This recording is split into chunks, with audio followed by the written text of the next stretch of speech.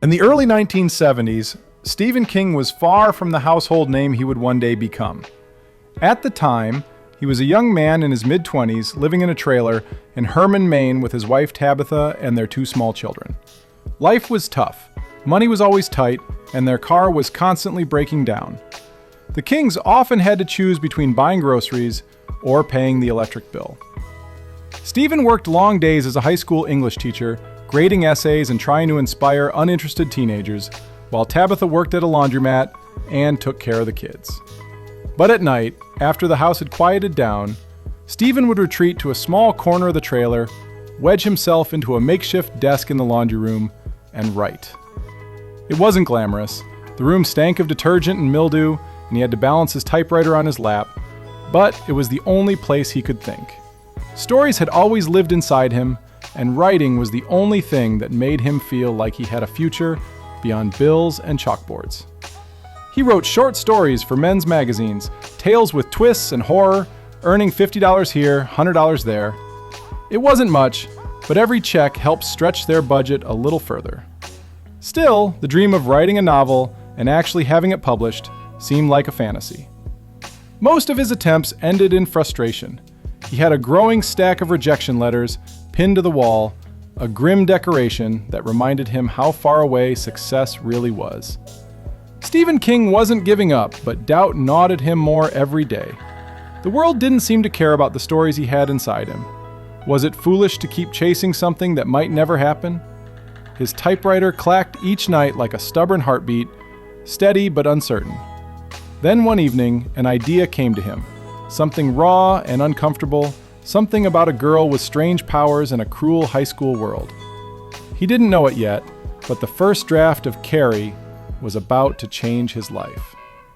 Stephen began writing Carrie with low expectations. The idea had come to him during his job as a janitor at a high school where he once cleaned the girls' locker room. He'd wondered what it was like for an outsider, especially a teenage girl, surrounded by cruelty, shame, and judgment. He imagined a girl who was strange, quiet, and mocked by everyone. What if she had a secret? What if she had the power to destroy everything around her? He began typing the story, setting the tone with blood and humiliation. But halfway through the first few pages, he stopped. Something didn't feel right. He hated the way it was going. He felt disconnected from the female lead, Carrie White, and doubted he could do justice to her voice. The story felt awkward. And worse, it felt like another failure. With a heavy sigh, Stephen tore the pages from his typewriter, crumpled them into a ball, and tossed them into the trash. That might have been the end of Carrie, but it wasn't. Later that evening, Tabitha found the pages in the wastebasket. She read through them and saw something in the character that Stephen didn't. She walked up to him, holding the rumpled pages in her hand, and said, "You've got something here. Keep going." Her belief in the story gave Stephen the push he needed. Still, writing wasn't easy. His days were full of school and grading papers, and his nights were full of screaming babies and unpaid bills. He chipped away at the story, typing in bursts after dinner or before bed. The phone rang with calls from creditors. The refrigerator broke. The stress of poverty pressed down on him constantly. He kept telling himself he'd finish the story, but only to prove to himself that he could. When he completed Carrie, he sent it off to a small publisher, Doubleday. He expected another rejection, just another no to tack on the wall. What happened next was not what he imagined at all. Weeks passed after Stephen sent the Carrie manuscript to Doubleday. He tried not to think about it. He'd been rejected so many times before that he didn't expect anything different. He returned to his routine, teaching, grading, writing small stories for magazines, and worrying about money. Each day was like the one before, tight, tired, and uncertain. Then one afternoon, the phone rang in his tiny trailer home. Tabitha answered. Her face changed as she listened, eyes wide, hand gripping the receiver tightly. She handed the phone to Stephen. "It's for you," she whispered. It was Bill Thompson, an editor from Doubleday. He didn't waste time. "We want to publish Carrie," he said. "We'll give you a $2,500 advance." Stephen was stunned. He thanked the editor politely and hung up. Then, overwhelmed by the news, he walked down the hallway and leaned against the wall, sliding slowly to the floor. Tabitha ran to him, thinking something was wrong. But when she saw his face, she understood. He told her the news, voice cracking, eyes wide with disbelief. $2,500 was more than he had ever been paid for writing anything. But that wasn't all. A few weeks later, the second call came, and this one changed everything. Doubleday had sold the paperback rights to Carey to Signet Books. The offer? $400,000. Stephen was speechless. He and Tabitha had never seen more than a few $100s at once. Suddenly they were going to receive a check that could clear every debt, fix every broken thing, and give them something they'd never had before: freedom. It wasn't just about the money, it was proof. Proof that he wasn't wasting his time, that his stories mattered, that he was in fact a writer.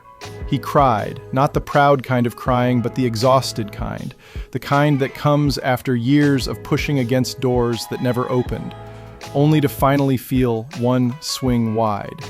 Stephen King's life changed that day, and Carey, the story he had once thrown in the trash, was the key that unlocked it all. After the sale for Stephen King and his family, the money gave them room to breathe, but the success gave him something even more powerful: confidence. For the first time, he didn't have to write in secret corners during stolen hours. He had time, he had space, and most importantly, he had the belief that his voice mattered. Carey was released in 1974 and quickly caught the attention of readers. The story of the shy, bullied girl with terrifying powers struck a nerve. Critics praised its raw emotion and unsettling horror. Within months, it became a bestseller. Hollywood came calling, and in 1976, the film adaptation of Carey hit theaters, earning praise and launching King into pop culture fame. But Stephen didn't slow down. Instead, he picked up speed. He wrote Salem's Lot, The Shining, The Stand, and dozens of others in rapid succession. Book after book climbed the charts. His name became a brand. Libraries and bookstores overflowed with his novels. Readers lined up for midnight releases. A boy who once typed stories in a laundry room became one of the most famous and prolific authors in history. Yet through all the success, Stephen King never forgot where he started. He often speaks about those hard years, the trailer, the unpaid bills, the moment he nearly gave up, and always he credits Tabitha as the one who saved Carey from the trash. Without her faith, he might never have finished the story that changed everything. His journey became a story itself, a story of grit, love, and second chances. Stephen King didn't rise overnight. He rose one page at a time, one rejection at a time, with each letter typed against the odds. Today, millions know his name, but few know just how close he came to giving up. That's what makes his success not just impressive, but deeply human. It's not just a story about writing, it's a story about hope. And in the quiet corners of that old trailer, where laundry once tumbled and doubt lingered, the sound of a typewriter once echoed into the night, steady, relentless, and full of dreams.